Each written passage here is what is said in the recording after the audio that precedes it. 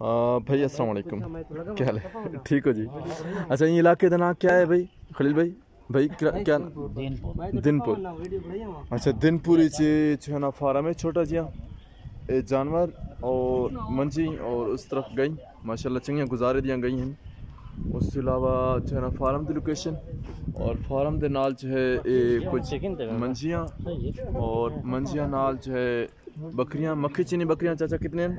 ये जो ना मगे 18 बकरियां। अच्छा अच्छा, बकरियां है ना। ये राजनपुरी को बेहतर है या राजनपुरी ज़्यादा बेहतर है? ये ज़्यादा कुव्वत मुदाफ़ियत में ज़्यादा होगी। अच्छा, मंजियां कद वजूद न सारा भीतर न सब चंगे ना डर से खैर है। अच्छा, ये सारी मक्खी चीनी ना ज़ुबैर क्या दे कुव्वत मुदाफ़ियत ना ज़्यादा होती है बेहतर बेहतर। और मंजी कोई ख़ास नस्ल दी कोई छोटे छोटे सिंगालियाँ ते नीली है ना खलील भाई? चंगे मंजी चंगे नीली तो नहीं।